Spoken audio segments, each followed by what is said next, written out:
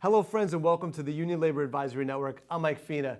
Today I'm extremely proud and privileged to be with CWA Local 1180 President Gloria Middleton here in New York City, 6 Harrison Street, beautiful building, to learn a little bit more about your local background, history, how Gloria came to be Union President. And again, I'm just really thankful for you to sit down with us today to learn a little bit more about this incredible local and your members. Thank you for having me. And it's been a pleasure serving this local. So a little background about myself. I became interested in unions as a child. My father was a laborer, was a longshoreman on the West Side Highway back in the day when they had to pull packages off a ship. And so I understood how hard he worked, and because of him being a longshoreman and a union person with 8 children, if it wasn't for the union, he wouldn't have been able to pay rent, feed his children, or have medical benefits. I learned that early.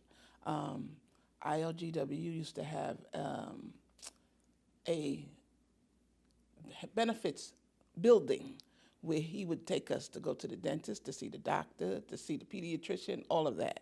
So it stuck in my mind. And what stuck more in my mind was when, after doing all that hard work, he got sick, and he wanted to retire, and he got a hard time trying to get a pension from the union. You know, being a black man, in those days, the unions were run mostly by white men. And so I remember him coming home crying, saying, all this hard work I did all my life, and, I'm not reaping the benefits. So I said to myself then, I remember that I was about 14 years old, I said, if I ever get a union job, they're not going to treat me the wrong way. Right. So fast forward, I had a chance to get a city job. It just sprung up after college, and it was working with the Department of Social Services,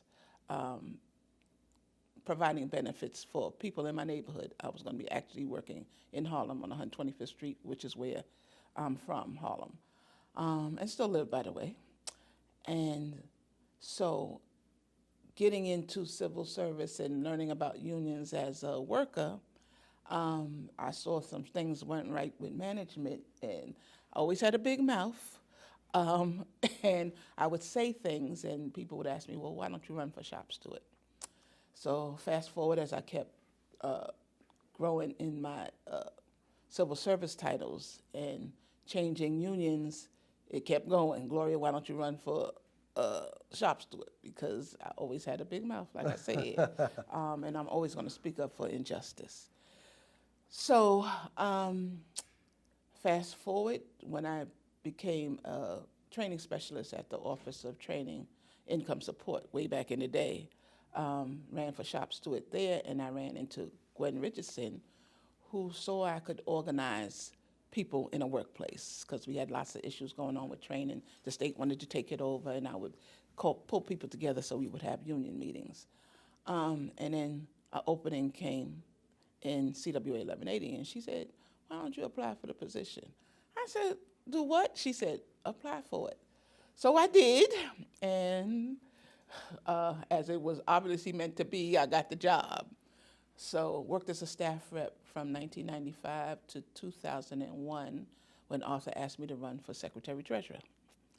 Was surprised about that too, because I had no inkling of doing anything like that. And was Secretary-Treasurer from 2001 to 2017 when Arthur decided he was going to retire, and he asked me to run for president. I was intimidated, I was anxious, I was all of the above. I would be the first black woman to run the local. Arthur is a wealth of information. He reads everything that's not nailed down. He only watches CNN and all the news feed that there's possible. And I said, well, how am I going to do this? And then I'm a woman of faith, and then a little voice said to me, you can only be who you are. And when that clicked in my mind, then I was okay. And I was ready to accept the challenge. So coming in as the first black woman, president of this local, and leading a union that's I would say 80% women Wow. and minorities. Wow. I had to think about what my mantra was going to be, and knowing how New York City is the hardest place to live economically, I said we have to deal with women's issues and pay parity. You know, not that we forget about the men, because that's what contracts is for, to make sure that everybody is treated fairly. So just before Arthur left, we had started an EEO case against the city about the administrative managers, a title that we had within the city, who are middle managers. And they don't make policy, they don't create policy, and they don't hire and fire. So that's why we call them, quote unquote, middle management. And as we went to talk to our attorneys and what the definition of a manager was, those were the two criteria that our specific managers did not meet. So we took it to court. Took us a while. We call Arthur the opener, and he calls me the closer, The closer. of the EEO case, because we settled it during the de Blasio administration, and that was with a fight, but we prevailed and won a $15 million lawsuit that in some cases with the administrative managers who started like $52,000, their new salary went up to like $79,000. Do you know what that means for a family? Absolutely. Okay, especially in New York City. I got so many thank yous, you know, and it's not just me. And when I say me, the local, but some people came specifically to me to thank for the work that we did. And we created a step provision in the contract where every year they would get a little more money until, you know, they reached the 8th or the 10th step, depending on what level they were, so that their economic status would be improving in the city. So that's where we are. Oh, that's a long journey to get you where you are today. Yes, But again, all the work that you do negotiating those particular benefits, I know you're the closer, the negotiator of all those particular benefits, and sit on, I guess, multiple boards, right, throughout the city. I know you just came back from a meeting with the New York City Central Labor Council. Yes. So you sit, maybe you can elaborate a little bit more on some of the associations within labor that you sit on today that helps, I guess, round out all the information that you know, your wealth of knowledge right now, obviously, for the city. Okay, so I have to remember all the boards that I sit on. So yes, I'm on the Central Labor Council board. You know, I followed Arthur. He was a board member there, so I was elected, you know, by the majority of the board. And I will say we need more women on these boards, okay? Because there's about 5 or 6 women on the board right now. And the women that are there, we're looking to see how we can promote more women taking leadership roles, and being a voice for union members. I recently, in the last year, became a trustee for the Municipal Labor Committee, which has been a challenge. I'm one woman and 4 men on this board who negotiates with the city for health benefits, and that has been a challenge. I came in after the Medicare Advantage stuff, but as a MLC member, when the Medicare Advantage came up, I was on that committee to vote on to accept the Medicare Advantage or not. So I was one of the voters that said yes, because as I look at the program, it's a special program. It's different than what the Medicare Advantage that you see on TV. But of course, there's a lot of debate about it, and it's still in court. Absolutely. So now we're trying to negotiate health care for the actives, and that's becoming a challenge. I had to learn so much in such a little bit of time. I'm still learning, but I'm trying to pave a way for the next woman to be on that board, because you do need to hear a woman's voice every now and then. Absolutely. Well, I'm on Eleanor's Legacy Board, which is a board that basically is following the legacy of Eleanor Roosevelt and her issues with women issues, and to move women's issues forward. Their mission statement is to elect women who are pro-choice. So I'm actually on the election committee to see who the candidates are, speak with them, and see where they are. What else am I on? I serve as president of the condominium on my board in Harlem. That's another selfless job, I know. I was sitting on my co-op board too. It's like, Oh my God, you have no idea. Well, you do have an idea. I had an idea. I had to get yeah, over. yeah. So, but it's important to me. I was blessed enough to be able to buy a condo in Harlem, and with the changes that were made in Harlem, I thought it was important that as we go through these changes, that the voice of Harlemites are heard through everything. So, what else am I on the board of my church? Well, you also work through the School of Labor Studies too with Cornell, yes, right? It's something I discussed before. And when you Yes, talk about yes. education, I'm sure Yes, there's a big piece yes. and something you Yeah. might want to elaborate there because Yeah. for me, ULA's platform too, financial literacy is such a big piece today. And Yeah. we look about like wage disparity or just even how do you manage your Yeah. finances today with inflation or Yes. not, or you fighting for those extra dollars in a raise where they may not come for a few years. Yeah. It's like, well, how do I sustain a livable wage in New York City? Yeah. Without financial literacy, you could fall down a really bad path really quickly. So, Correct. you can We with the CUNY program, that's people getting a chance to get their degrees while working, and it's been a special mission of CWA Local 1180 to make that happen. It was the Murphy Institute. It turned into now a full-fledged college at the City University.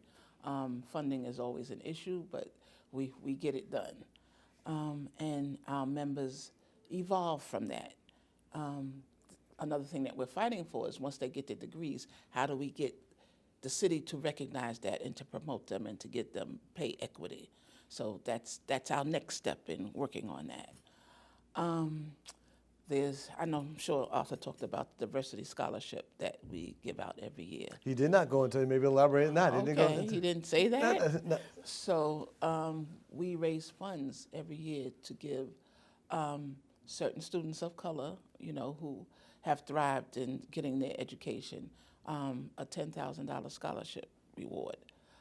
So that helps them to further their education, and they have to be activists. They have to show their commitment to getting the higher education and while working and while doing their studies.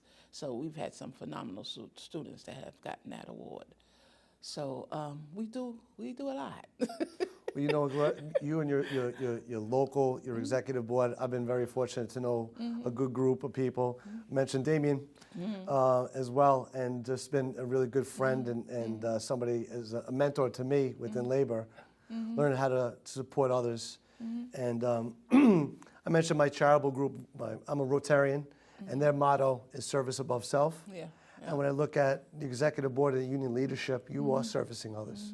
You're servicing a lot of members. Yes. And your community. Yes. And you're doing, phenomenal work. And it needs to be, recognized. Sometimes it goes behind the scenes unnoticed at times. But, without you, administrative type work, we were talking about police officers, they can't get their job done without the full circle of everybody playing and working together for the common good of the city, our communities, our livelihood, and those jobs. And I know it's never easy, working for a single employer when the city to try to negotiate raises. And then you have when I talk about the labor space, you got multi-employers and how you work in that space. But I'm just so fortunate to know you. I'm honored to have you sitting down with me today, or letting us use your facility as well. Not a problem. But we're here to promote, educate, and support union labor in our communities, and you guys are doing phenomenal work, and it needs to be recognized. We're here to promote your members, your staff, and those members that are doing really great work through your leadership and through Arthur's work in the past as well. I can't not talk about my local without talking about the non-for-profits that we represent. Please do, yes. So as we want to grow the union, some years ago, we decided that we would start growing the non-for-profits who do good mission work. It started some years ago, and after the pandemic, before the pandemic, we had 8 non-for-profits. After the pandemic, We have 18. Wow. We saw the need, well, a lot of the shops start calling CWA to say, we need a union. As you can see, now is the perfect time to grow the union because the popularity of unions right now is the highest it's ever been since before Reagan. With the pandemic, people noticed the only people who had kept their jobs were people who were in a union. Everybody else was losing their jobs. So we got this call from the non-for-profits to start organizing, and it's phenomenal.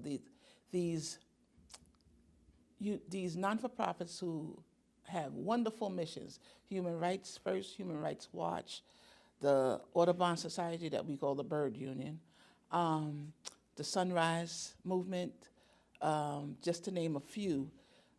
Sunrise is about the environment. And the Trevor Project is, Audubon and Trevor, we're in negotiations for our first contract. We find that the employers know nothing about unions. They're horrible employers. They don't pay their workers fair wages. These people are dedicated to what they're doing, so they work overtime all the time, never get paid for it. They don't have things like FMLA. They don't have maternity leave, none of that. So we have to start from scratch to try to negotiate a contract that's decent and where people have dignity and respect. So that has been something else that we have grown since my tenure that I'm proud of. So we continue. We had to actually hire more people, staff reps, to cover just the non-for-profits because they start growing so quickly. And we have an organizer through CWA that helps us with the leads when they come in. So I'm extremely proud of representing those folks as well. That's great, and that's a very notable groups for those particular missions as well. Yeah. And Gloria, I'm proud to announce as well that through some of friends and contacts within our labor space too, the Union Labor Advisory Network has established the ULA Charitable Foundation, which is a nonprofit 501c3 for educational resources, promoting those the trades as well as public and municipality career opportunities. So it makes me feel really proud to be in line and be able to work alongside you in many ways to help facilitate that education. So I want to thank you for everything that you do. This is not the end. I'm sure we'll have multiple conversations because I definitely want to drill down more on those nonprofit organizations, an area that's seems to be thriving under your local as well. And if there's anything that you need from support, education, or even promoting some of your members, highlighting events that you're having, we're here to support you. We appreciate that. And we will be in touch. Absolutely, Gloria. Thank you very much for your time. Make sure to check out CWA 1180 in New York. Is it 1180.org? CWA 1180.org. CWA1180.org. Check them out. Thank you very much. Thank you. Thank you, Gloria. I'd like to thank all our sponsors for helping to build and promote the ULA Network. It is because of you that we're able to support, educate, and promote informative content relevant to labor. Please subscribe, like, and share our channel and media. I'd like to thank you all for your support.